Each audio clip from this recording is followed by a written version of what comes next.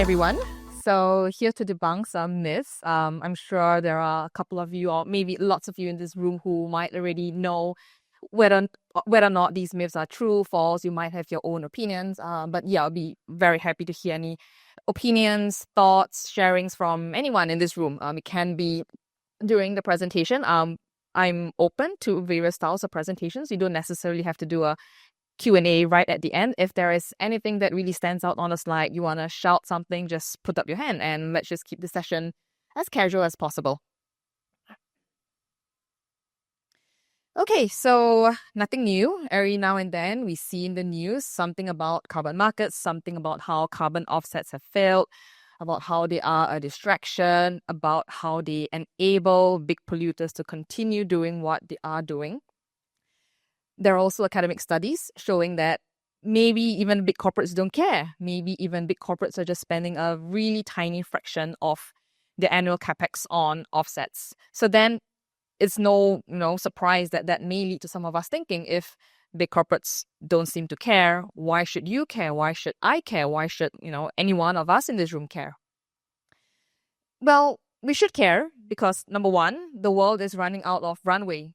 Not sure how many of you saw the report that came out just around 2 weeks ago from the United Nations Environment Report, that we are quite likely, in fact, almost entirely likely, to reach the 1.5 degrees Celsius threshold by the end of this decade. And we are on track for a 2.3 or 2.5 degrees Celsius warming trajectory. And that's why we should care, right? We talk about limiting global warming to 1.5 degrees Celsius because that's going to preserve our ecosystems, that's going to help limit catastrophic impacts from climate change. It's also because of our numbers, whatever we have set out as countries, meeting our NDC commitments, or even for the most selfish reasons, we should care because we just don't want to end up on the bad side of press, right? We want to save our PR desk. We don't want news going out to say that XYZ company decided to buy these credits and they turned out to be a scam and it all lands us in hot soup. And so we should care. We should care for policy. We should care for numbers. We should care for reputation.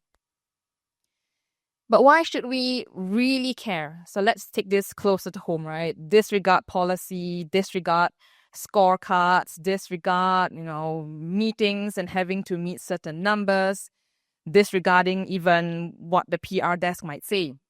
We should care because this affects all of us. So if we take this closer to home, in Singapore, by the end of the century, it's no longer going to be just, it's pretty hot today, right? Or today is especially hot. Today is going to become every day. A study has shown that by the end of the century in Singapore, the number of days exceeding 35 degrees Celsius is going to go up to 351 days a year. Just in case we're all a bit tired, there are 365 days a year. So that gives us something like a 2-week break, right? If it rains very heavily, if there's a monsoon surge, it gives us a 2-week break from a 35 degrees Celsius day. Breaching 1.5 degrees Celsius, breaching 2 degrees Celsius would most certainly mean massive and wide extent of coral reef bleaching. In Vietnam, the Mekong Delta is already suffering from the impacts of salt intrusion into the delta. Again, bringing this closer to home, it's our food. It's the fish, it's our rice, it's our vegetables. Every couple of months, years, we read reports or we just go to the supermarket and we see that, vegetable prices have increased. Even if you hate durian, right? There's still a ton of other food that's going to be impacted by severe warming. And this is why we should care. So again, putting aside policy, putting aside numbers, putting aside scorecards, it really comes back to what we want to protect, who we want to protect. So that leads me to my first myth, that all carbon credits are the same. So we often get this question, like carbon credits is a wild west, right? People set whatever prices they want. Some credits are $2, some credits are $5, some credits are 100, some are 1,000. Right? What exactly are we buying? If a ton is a ton of CO2 equivalent, reduce over here, remove over there, a ton is a ton. What is the difference in terms of carbon credits? So this figure on the slide, the one in black and white, shows the huge diversity of carbon credits that we have in the market. Again, this is not all there is today. There's just, limitations on the space of the slide. So if we look at credits from forestry and land use, money goes into monitoring, reporting, verification, engaging local communities, ensuring that we put in place FPIC or prior informed consent, because you don't just, walk into someone's forest and say, hey, today everything is ring fenced for conservation. So community engagement, sustainable livelihood development, you have to ensure that the very people you want to protect are still able to put food on the table. They're not doing this just because it's feel good, right? Obviously, everyone on earth wants to do feel good things out of the goodness of their hearts. But we have to remember at the end of the day, it's livelihoods, it's people's livelihoods at stake. So engaging local communities, benefit sharing program, all that will go into the cost of a credit in the forestry sector. If we look at the industrial type projects, whether it's nitrous oxide, methane projects, some of these projects are a bit more straightforward. You have a plant. It's just a single plant. You don't have 100,000 hectares to monitor. Reporting is generally more straightforward. Carbon accounting is generally more straightforward as well. So that results in a carbon credit that is a little cheaper than what you might get from some project from the forestry sector. Then if we look at your novel, innovative carbon dioxide removal technologies, whether it's bags, whether it's direct air capture, those are obviously a lot more expensive just because technology hasn't quite caught up with the cost of delivering this at scale. And that's why we're looking at something like $200 or $800. And on this side, you will see that it is a long equation of project quality. How much do we want to invest in the monitoring and ensuring that we do things right and not just, scraping the bare minimum to come up with those numbers? What value do we put on the co-benefits? And at the end of the equation, the transaction costs, ensuring that we have a functional carbon market, we have registries, we've got exchanges, we've got all the necessary safeguards in place. And all that goes into what the carbon credit price is. So when you think about a carbon credit, a ton is a ton, half true, not exactly. The question to ask is instead, what price do we want to pay for quality? What price do we want to pay to ensure that livelihoods are secured? What price do we want to pay to ensure that there are safeguards, there are guardrails? Okay, this is super common, right? So a bit of background. Sophia introduced me as coming from WWF, the Worldwide Fund for Nature. When I made the decision to step out into carbon markets, within the network, there was some, we're going to the dark side, right? Carbon markets, it's wild, it's unregulated, it's contradictory, it's messy. I mean, it's not true. That was one reason why I came out, because I did want to see it for myself, what the Wild West really looked like. But it's very far from the truth. So despite the whole thinking that it's a huge soup of players in the market, it is actually pretty structured. So we start from project developers. These are the people designing, implementing the projects on the ground. They've got to ensure they adhere very strictly to methodologies, depending on which standard they would like to register the project under. Once they've got the project developed, we look at the third-party auditors. That's your validation and verification bodies, or VVBs. So these are the people who go on the ground, do the field work, ensure that whatever's in the project design document is not just a wish list, that a project is actually able to deliver what it says it's going to deliver. And then a project gets registered, the credits get issued by the registry. We then have players like Silvera, B0, Calix. These are your rating agencies. They are independent, they've got their own methodologies, and they look at the carbon technical elements of the project, whether it's carbon accounting, how the project ensures that there is going to be permanence, all the way down to the operational questions, what the track record of the developer is, what the policy climate might be, and then they give the project a rating anywhere from a D to a AAA. Then we've got governments. So just last week, not sure if you saw the news, Singapore, together with Vera and Gold Standard, published the Article 6.2 crediting protocols. So as we look towards the Paris Agreement, Article 6.2, we're starting to see more guardrails and rules in place that then ensure that country to country, in terms of bilateral trade agreements, they follow the rules, that everything is, everything follows the rules, and we don't have countries doing whatever they want. And then governance bodies. So we have bodies like ICAO, the International Civil Aviation Organization, and COSIA, that is your airline. That's the offsetting scheme for airlines.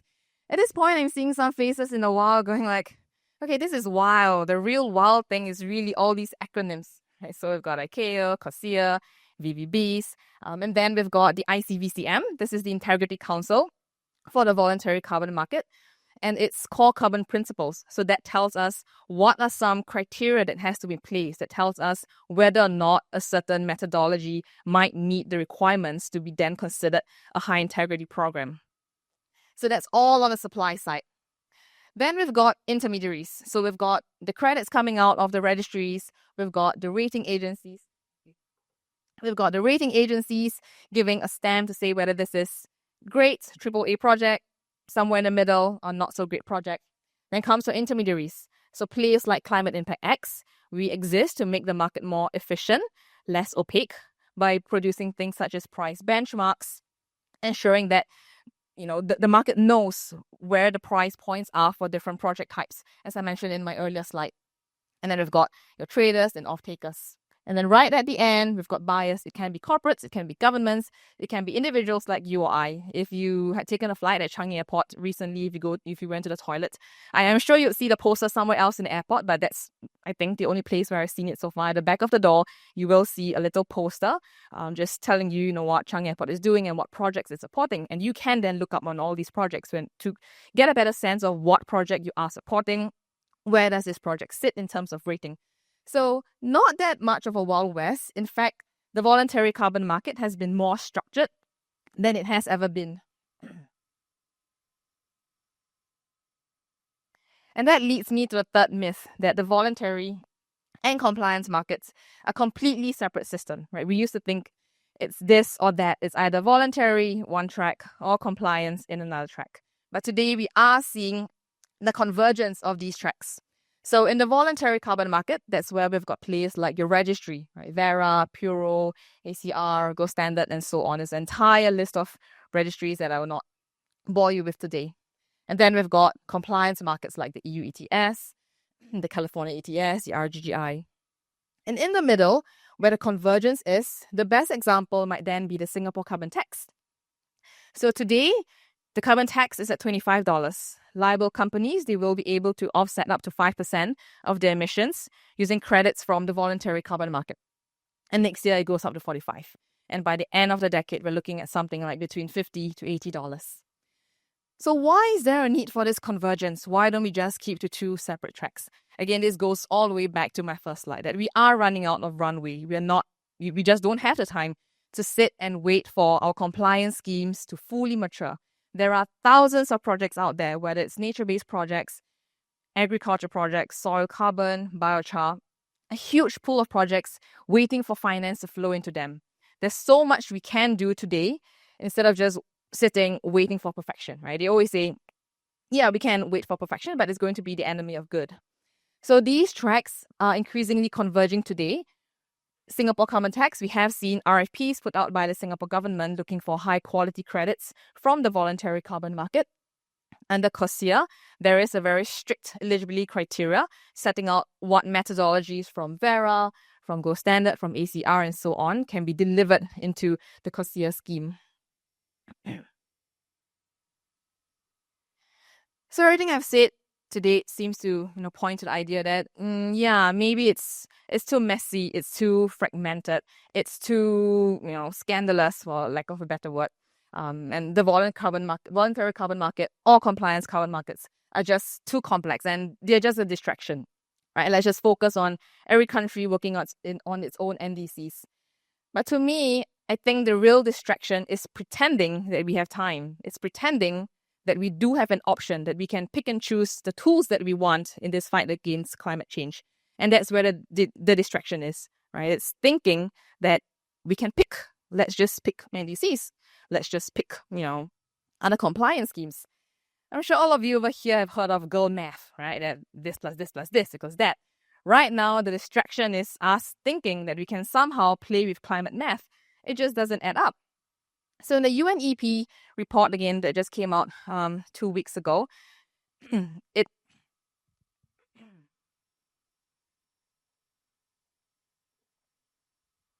highlighted that The world needs its emissions to come down 55% from 2019 levels to keep warming to 2.3 to 2.5 degrees Celsius.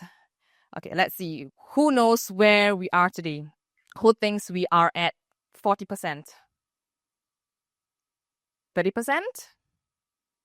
20%? Nobody? 10%? 5%? Right. You think 5%, 10%? Pretty close. We are 12%. So that tells us that the emissions gap is 40%. We are 40% away from where we need to be. And we're not even talking about 1.5. If we do on 1.5, we got to shoot even higher. So the emissions gap today is 40%. And that is why we can no longer pretend that we have the choice. It's like saying, because there are counterfeit drugs out in the market, modern medicine doesn't work, right? We should ban all modern medicine. Or we don't need medicine if we all had healthy lifestyles. If we exercise, we ate right, we slept enough, we don't need medicine. So let's just look at a healthy lifestyle. Right? That's an analogy I like to use. We just don't have the choice. Climate change is a systemic risk to economies, to ecosystems, to lives. And NDCs alone are insufficient for us to reach a 1.5 threshold, or in this case, 2 degrees Celsius threshold. Carbon markets, on the other hand, can help channel both public and private finance into either mitigation or adaptation projects. And this is important. These projects serve in a way where government are not able to fund both fast enough or at scale. So this is not something we look at in 10 years. It's something that we have to look at today. So sometimes people say, yeah, I know, we just need time. We need time for governments to get their acts together. We need time for policies to kick in, but we just don't have time. It's something that we are looking at today and not 10 years. So perhaps 10 years down the road, we might see that there has been significant movement on the policy fronts. But today, what we need to bridge that gap is where carbon markets come in.